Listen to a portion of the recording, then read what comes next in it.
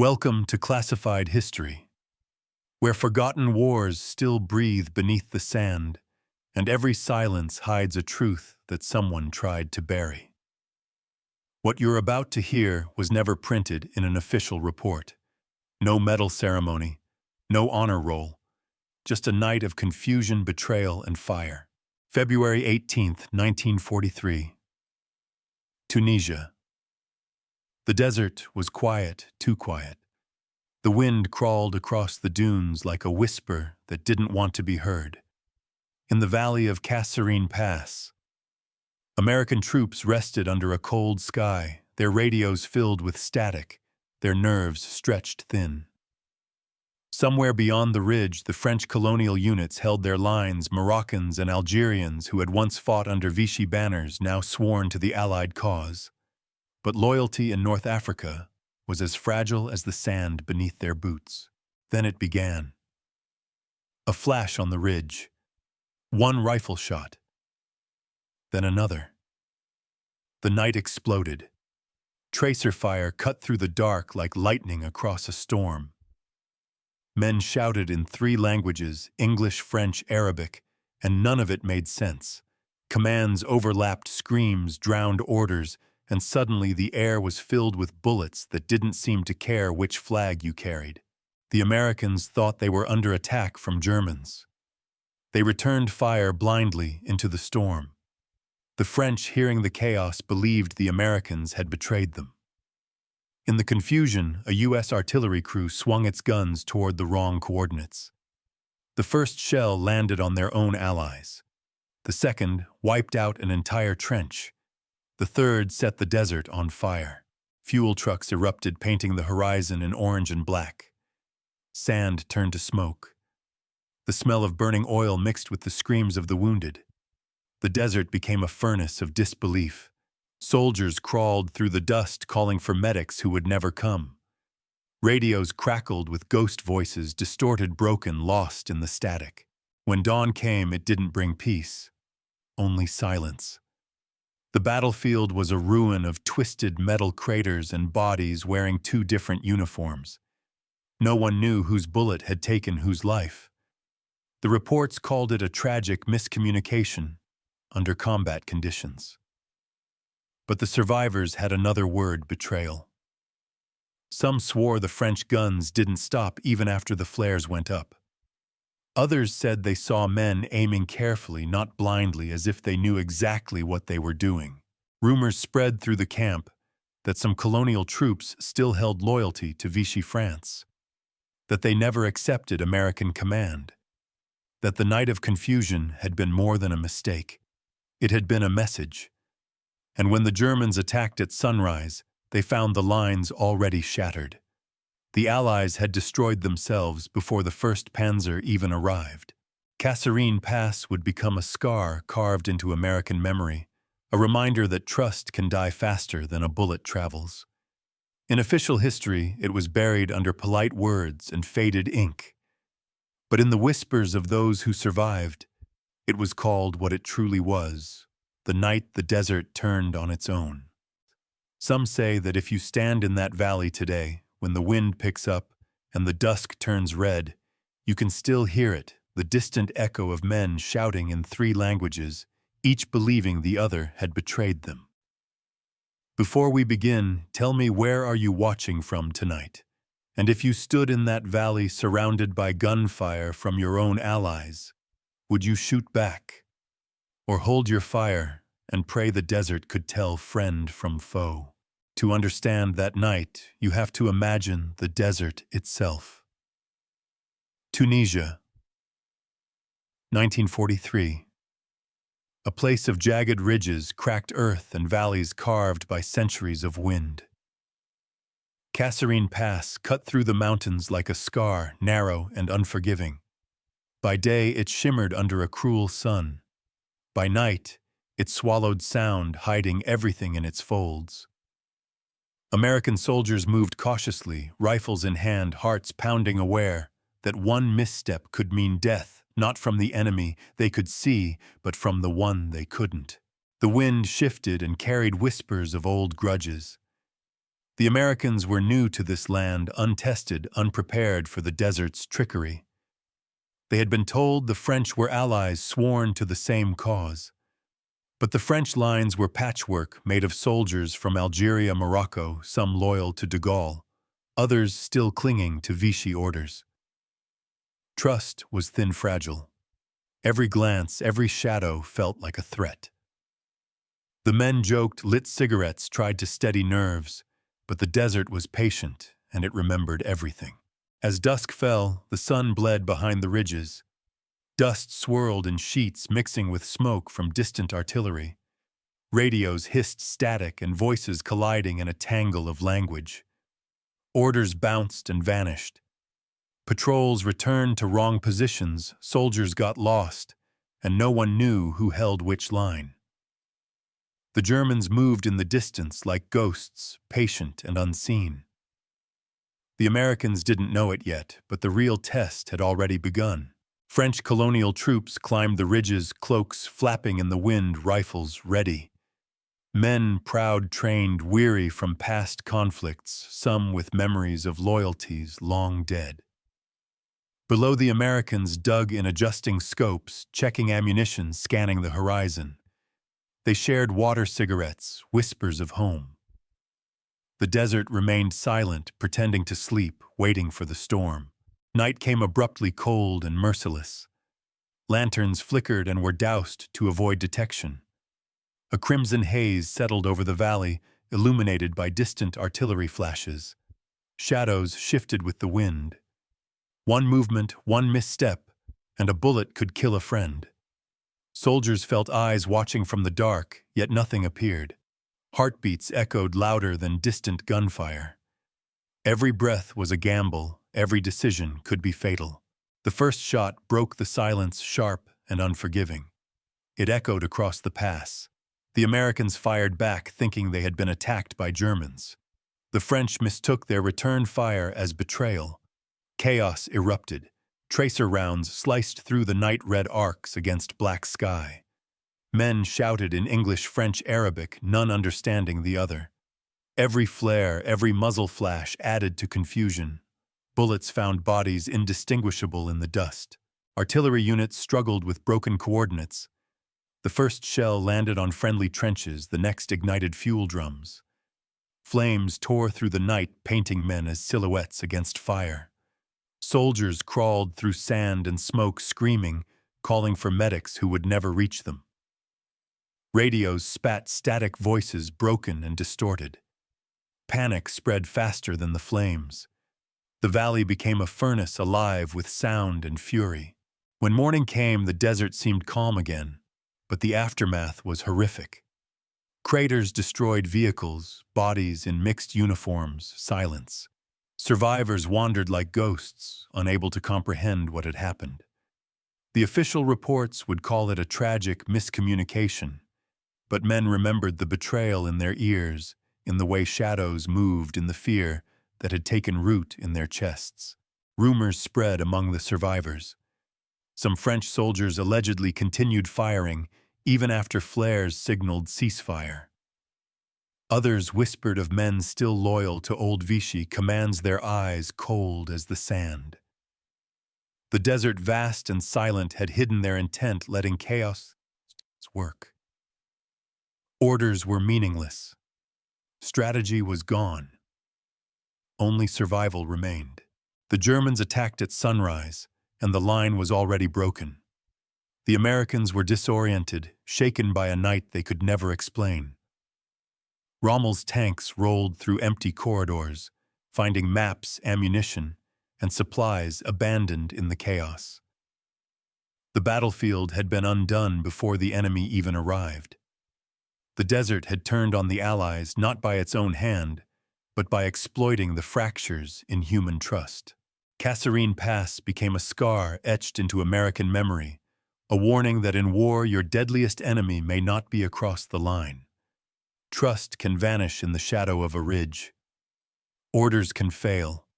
Allegiances can change in an instant. And the desert remembers. It stores the echoes, the screams, the gunfire, and it waits for anyone foolish enough to think they are safe. Soldiers later described the night as surreal. Shadows danced across sand dunes lit by fire. Voices in languages they barely understood shouted instructions that meant nothing. Every man questioned the man beside him. Every movement felt like treachery. Sleep was impossible. Awareness became obsession. And yet the day would come, and the world would see only reports and numbers, not the terror, not the fear, not the betrayal. That night, the line between friend and foe dissolved. Bullets did not discriminate. The smoke and dust blurred every uniform, every insignia, every face. Survivors could only guess which side had fired the fatal shot, which hand had pulled the trigger. The desert had hidden it all, and in hiding it, made men fear the shadow beside them more than the one approaching. Even today, when the wind scours the pass, some claim they can hear it, the echoes of the night, the three languages shouting together, calling out across the dunes. Kasserine Pass remains a place where history and memory collide, where the desert keeps its secrets, and where the sound of betrayal still whispers through the rocks. After months of moving through North Africa, the American forces were finally facing the full challenge of the desert. The U Corps had just arrived, filled with young men who had never seen a battlefield like this, much less fought alongside forces from another country in a land they barely knew. Their commanders spent hours discussing positions with French officers, Moroccan goumiers, Algerian tirailleurs, and units loyal to Free French Command, trying to create a unified line of defense against Rommel's advancing troops. On paper, they were allies. In reality, they were strangers forced to move, fight, and breathe in the same sandstorm. The plan was simple: hold the main passes, support one another, coordinate artillery, and prevent the Germans from breaking through the narrow valleys. Americans and French units shared maps, discussed patrol routes, and assigned sectors.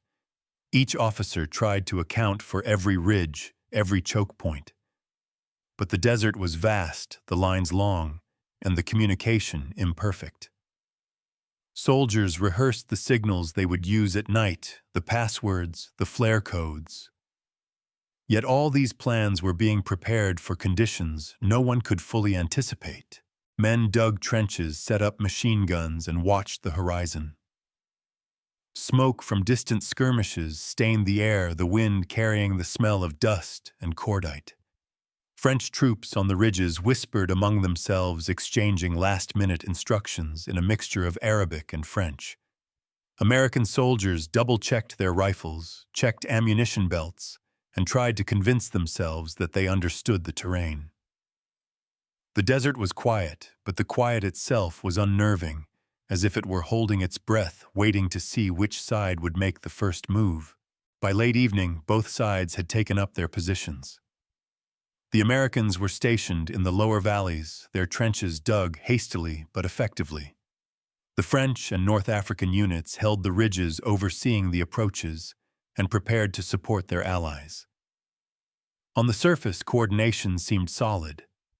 Officers conferred, sent runners with messages, adjusted patrols, and confirmed positions. But beneath that surface, the tension was palpable. Soldiers were young, exhausted, and uncertain. Every shadow could be an enemy, every rustle a threat. As darkness fell, the desert's temperature dropped sharply. Lanterns were dimmed to avoid detection flares, and signals were prepped, and every unit strained to follow the plan. The Americans looked to the French units for guidance on the terrain, trusting them to manage the higher ground. The French looked back at the Americans, concerned that the newcomers might move too quickly or be caught out of position. No one yet realized that the combination of stress, inexperience, and the oppressive darkness would soon turn the coordination into chaos. The first indication of trouble was subtle. A movement on a ridge barely visible in the moonlight. A flash of light, perhaps a rifle glinting, or just a trick of the wind on metal helmets. In an instant, the soldiers on the ridge interpreted it as enemy movement. Their training, their instincts, and the fear accumulated from months of conflict all converged into a single reaction fire.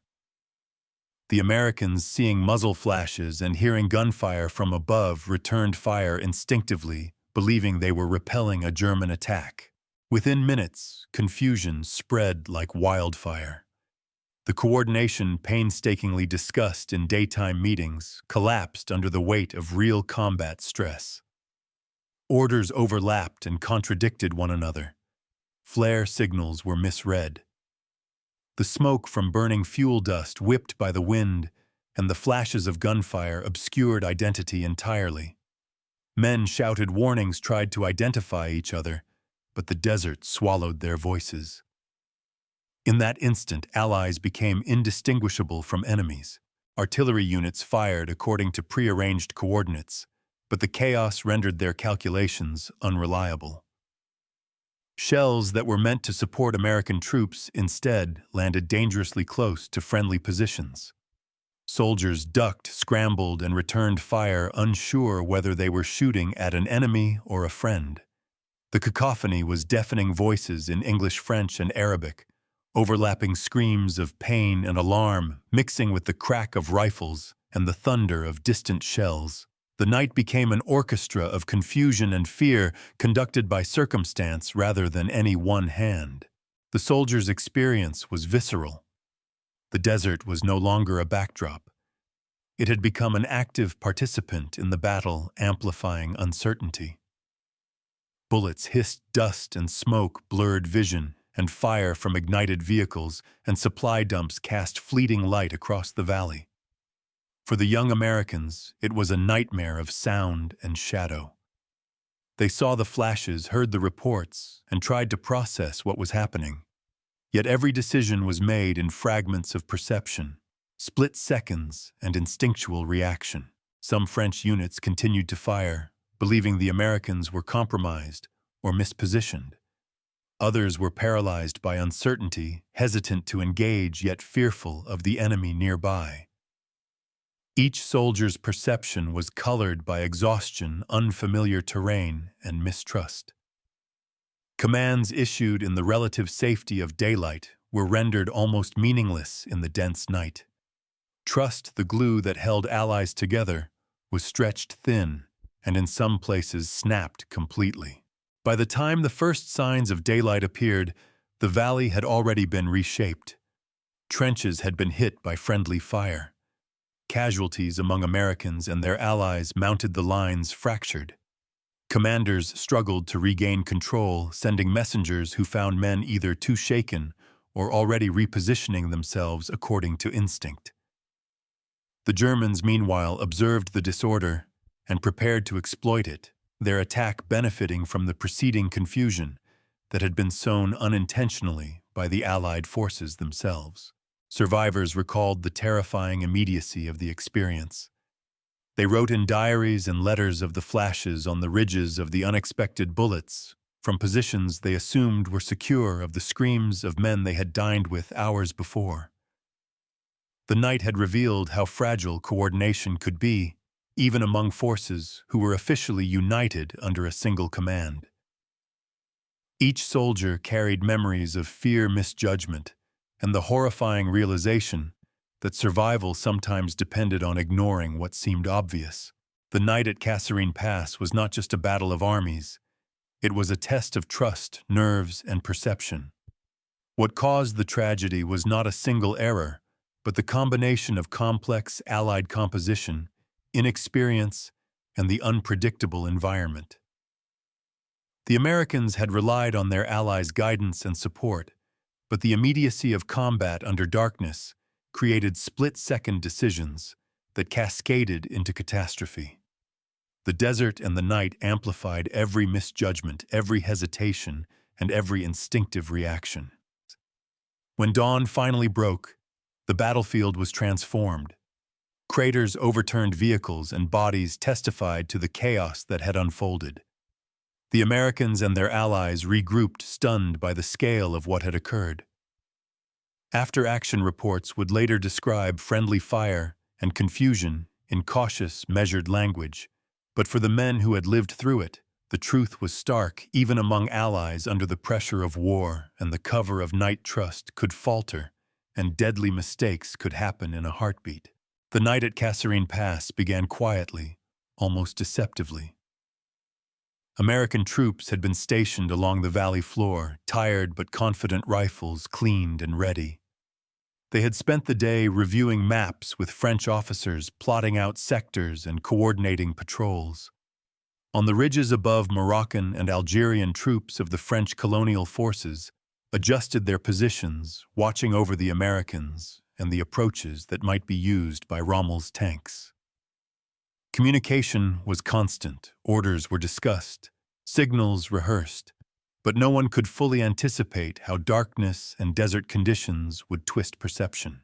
The American soldiers were young, some barely out of training camps in the U.S., suddenly placed alongside men whose lives had been spent fighting in multiple wars under different flags.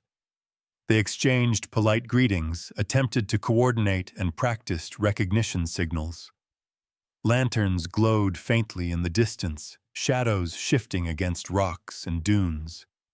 Every movement, every whisper carried a weight. The desert was still, but the silence pressed on them like a warning, making their senses sharp, their nerves taut. As night fell, the wind picked up, throwing sand across the trenches and obscuring sightlines. Fires from distant skirmishes flickered across the valley. The Americans and French units attempted to maintain visual contact, but the shifting shadows combined with tired eyes and unfamiliar terrain created uncertainty. Officers shouted coordinates, sent runners across the lines, and relied on flare codes. Despite these precautions, the night was a maze of limited visibility, where even familiar figures could appear as enemies. Around 11:30 p.m., a movement on the ridge drew attention. Soldiers mistook shifting shadows, beaches, for German patrols. Reflexively, the French colonial units opened fire, believing they were defending the ridge from imminent attack. The Americans, seeing flashes of gunfire above them and hearing the roar of weapons, assumed they were under assault. Panic flared almost instantly. Men dove into trenches, fired blindly, and tried to signal their positions to the Allies above. The coordinated defense had collapsed in a heartbeat. In the valley, the American artillery battery prepared to provide support to the forward infantry. They fired at the coordinates reported as enemy positions. In the chaos, shells landed among American troops instead. Soldiers scrambled, dived into craters, and returned fire, unable to discern the source of danger. The night was filled with the cacophony of gunfire in multiple directions, shouting in English, French, and Arabic, and the explosion of burning fuel from trucks ignited by stray shells. Some French officers later reported that they were aware of Americans' positions, but could not distinguish them from imagined German scouts. Fear, tension, and exhaustion guided their hands. Soldiers fired repeatedly, not out of malice, but because their training instincts and perception demanded immediate action. The lines of communication that had seemed sufficient during the day proved inadequate under the pressure of the night and the desert environment. The cacophony escalated. Flashes from muzzle fire illuminated the faces of men frozen in fear. Tracer rounds streaked across the sand, and explosions from misplaced artillery punctuated the darkness. Soldiers reported hearing the cries of friends, realizing in horror that some of the bullets striking the trenches came from Allies. Panic spread from trench to trench, ridge to ridge. Coordination broke down entirely, leaving only instinct and survival driving every action. By midnight, casualties were mounting. Soldiers on both sides were injured or killed by friendly fire before a single German soldier even entered that part of the valley. Runners attempted to deliver messages, but the distance, dust, and confusion rendered many of these efforts futile. Those who survived described a surreal landscape, fire reflecting off dunes, smoke curling into the sky. Men crawling desperately to avoid incoming fire, unsure whether the shots came from friend or foe. Officers tried to restore order, shouting across the lines, waving flares, but the darkness and confusion rendered most attempts ineffective. Soldiers misinterpreted every signal, every movement. Accounts from both Americans and French troops later agreed on one thing. In that night, it was nearly impossible to distinguish between ally and enemy. The desert and darkness conspired to make them fear one another. By 1 a.m., the pattern of friendly fire had stabilized only slightly, but damage was done. Trenches were destroyed, vehicles overturned, and ammunition caches ignited. Casualties continued to rise as men were forced to act on reflex. Soldiers described moments when they fired at shadows only to see familiar helmets, moments when they realized too late that the danger had been caused by their own side. Exhaustion, fear, and adrenaline blurred the line between survival and panic. When the first light of dawn crept across the valley, it revealed the aftermath. Craters pocked the ground, vehicles burned, and bodies lay scattered across positions that had been intended for defense. The Americans and French regrouped, counting losses, tending the wounded, and trying to comprehend what had transpired in hours that seemed longer than days. The battlefield had been reshaped not by the Germans initially, but by miscommunication, fear, and the chaos of night combat among allies. Historians analyzing the events emphasized that the friendly fire incidents were not due to negligence, but were a product of high tension, poor visibility, and the inherent difficulty of coordinating a multinational force at night in unfamiliar terrain. The Americans and French were performing their duties with the knowledge available to them, yet the environment amplified mistakes into tragedy. Survivor diaries recount the terrifying immediacy of the situation. The flashes of gunfire, the screams of men they had been sharing a foxhole with, and the confusion of trying to identify friend from foe. Each soldier's perspective was limited, and each decision carried deadly consequences. The night became a lesson in how quickly cooperation could unravel under stress. By mid-morning command, structures had restored partial control, but the damage had been done. Casualty numbers, mounted equipment was lost, and units were disorganized. The Germans arrived to face a fragmented force, and the night's chaos had directly contributed to the initial breakthrough of enemy forces at Kasserine Pass. Friendly fire had weakened the line before the enemy struck, highlighting the critical importance of coordination, communication, and trust among allies in combat conditions.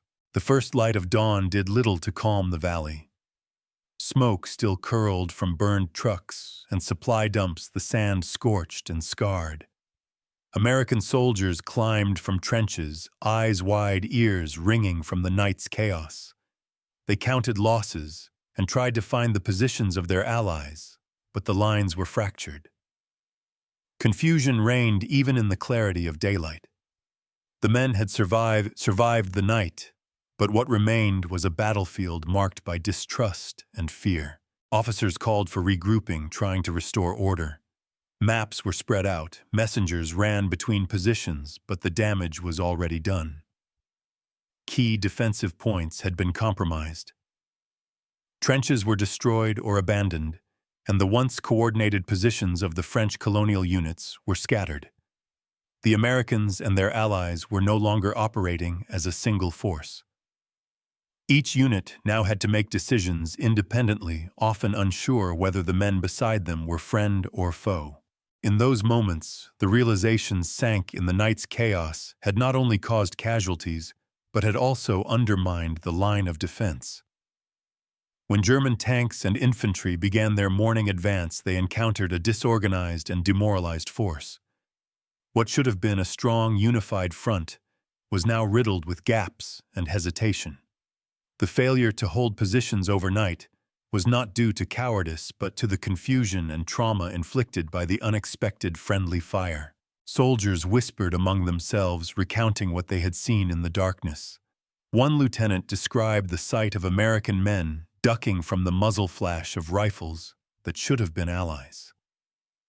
Another recalled hearing the cries of French soldiers he had shared rations with the day before, realizing too late that some of them had fired on his position. Trust, once assumed, had been shattered in seconds. The psychological toll was immediate fear, suspicion, and anger replaced camaraderie. Commanders attempted to consolidate control, but coordination was almost impossible. Some units refused to advance until they could verify the identity of the forces around them. Patrols moved cautiously, constantly scanning for threats that might not exist.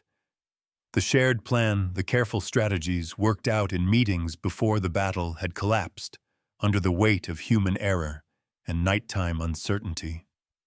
Every decision now carried heightened risk, and hesitation could mean death. The Germans exploited the chaos without firing a single shot initially. They moved forward to find gaps in the Allied line positions, unguarded trenches weakened, and artillery not fully manned. The consequences of friendly fire had created an opening, a flaw that the enemy was quick to exploit. By mid-morning, the Allies were losing ground, not because of superior German tactics alone, but because the trust and cohesion they had relied on had been fractured the night before.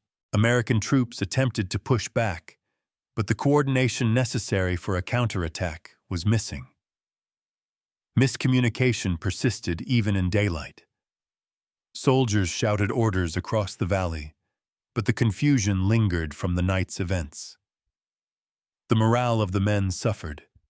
Some questioned their commanders. Some feared their neighbors. And all were acutely aware that the battlefield was unpredictable, not just because of the enemy, but because of the uncertainty in their own ranks. In interviews and later diaries, survivors described a strange duality. They were fighting both the Germans and the shadow of the previous night. Every flash of movement brought memories of bullets from friends.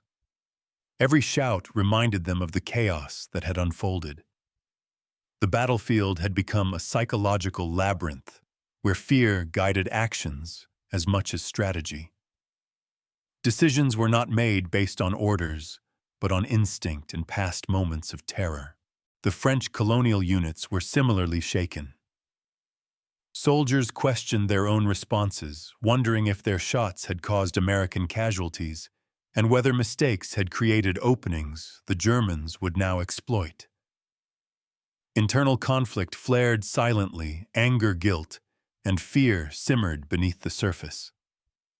Officers struggled to maintain discipline, but the shared trust that had been the foundation of Allied cooperation had been eroded. By midday, reports confirmed that key positions had been lost. The Germans had penetrated the Allied line at multiple points. The night of friendly fire had weakened the defense, and coordination failures prevented an effective regrouping. For the men on the ground, the reality was undeniable. They had survived the most intense part of the battle, only to face the consequences of confusion and mistrust among their own forces. Some soldiers later recounted the strange moments of hesitation during the German advance. Units paused, unsure if the men ahead were still Allies, glancing nervously at rifles that had fired upon them only hours before. The friendly fire had created not only casualties, but a pervasive sense of doubt and suspicion. Decisions were delayed, and hesitation allowed German forces to exploit every weakness. The psychological impact of these events lingered far beyond the battlefield. Letters home spoke of terror, disbelief, and a feeling that the war could turn on anyone at any moment, not only from the enemy, but from the unpredictable reactions of allies under stress. For many, the line between friend and foe had been blurred, permanently etched into memory by the night's violence. By evening, the Allies managed to stabilize some positions, but the cost was staggering. Casualties had been compounded, morale shattered, and the trust that had been the backbone of cooperative action irreparably damaged. Commanders were forced to reassess strategies, factoring in the human element that had proven so unpredictable and dangerous. Kasserine Pass remained a bitter lesson. It was a battlefield where careful planning and cooperation collided with fear exhaustion and split-second decisions.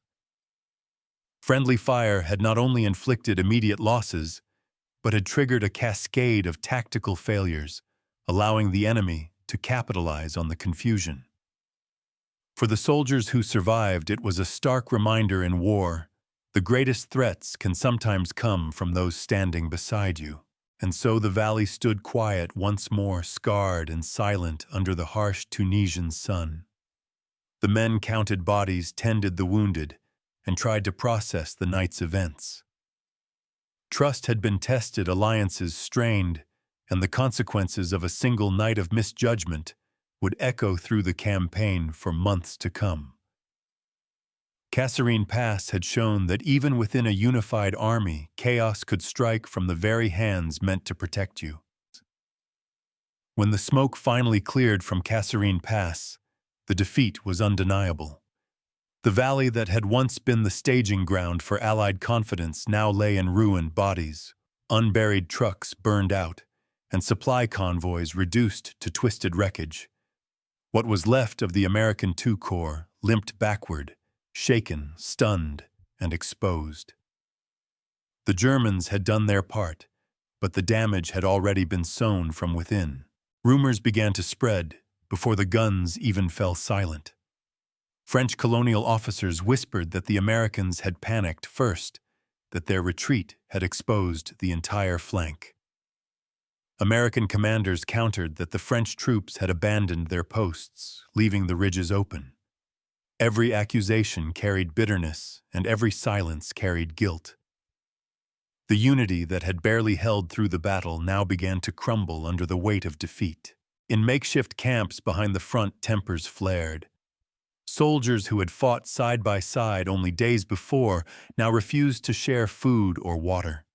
French officers spoke in clipped tones around American commanders. Some accused the newcomers of arrogance, of treating North Africa as a training ground rather than a battlefield. The Americans, in turn, saw the French as unreliable, half-loyal remnants of an empire still haunted by its collaboration with Vichy. What had once been cautious cooperation turned into cold hostility. There were incidents, small, bitter, almost inevitable. At one supply post near Tebessa, an argument over ammunition allocation erupted into shoving and drawn pistols before senior officers intervened. Another report described a French captain ordering his men to block an American convoy from accessing a local fuel depot, claiming priority for native units. A standoff followed, weapons half raised, until headquarters ordered both sides to stand down. No shots were fired, but the message was clear: trust had evaporated. To the men on the ground, the betrayal felt personal. They had survived nights of fire and confusion, only to face hostility from those who had been called brothers in arms. Some American soldiers wrote home that the French looked at us like strangers, like we'd brought ruin on their land. Others described being refused passage through checkpoints once controlled jointly. It was not open warfare, but it no longer felt like alliance. Reports filtered upward carefully, worded in military dispatches. Coordination difficulties persist among Allied units. Behind those sterile words were moments of near-violence meetings, where commanders slammed fists on tables, where blame passed like shrapnel across the room. The American General Staff complained privately that their French counterparts were more concerned with pride than strategy. The French muttered that the Americans treated them as inferior colonials. The air itself felt heavy with resentment. On the outskirts of Kasserine Joint, patrols that once mixed American and French troops were quietly dissolved.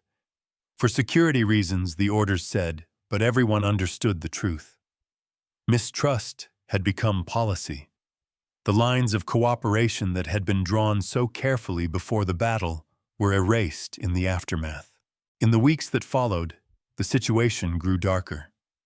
The French colonial soldiers, Moroccans, Algerians, were exhausted and embittered. Many had lost friends during the confusion of friendly fire. Rumors spread that some Americans had refused to help retrieve their wounded during the retreat. In turn, American soldiers whispered that French outposts had deliberately held back reinforcements after the line broke. The tension between them simmered a quiet threat beneath the surface of a fragile alliance. There were isolated acts of defiance. A French platoon refused to move supplies ordered by an American officer citing independent command authority. American MPs detained several men after weapons were raised in protest. In the official record, these incidents were sanitized, filed as disciplinary misunderstandings. But among the ranks, the feeling was unmistakable: the alliance was bleeding from within.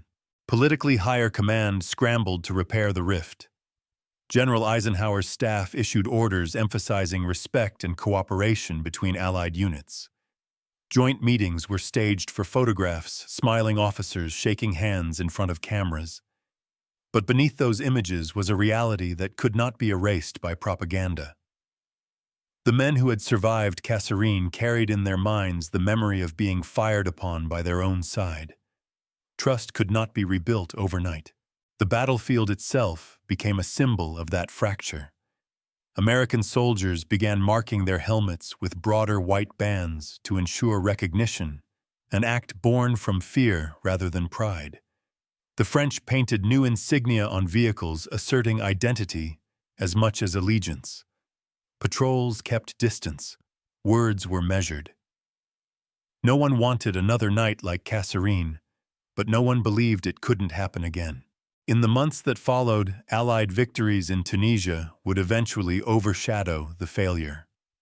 The newspapers would speak of unity, restored, of lessons learned, of the unstoppable march toward Sicily. But the men who had been there remembered differently. They remembered the night allies became enemies, the days when the partnership turned cold, and the uneasy silence that lingered after the smoke cleared. For them, Kasserine was not just a defeat, it was a warning. A reminder that even in a war fought for the same cause, loyalty can fracture under fear, pride, and the haunting memory of friendly fire.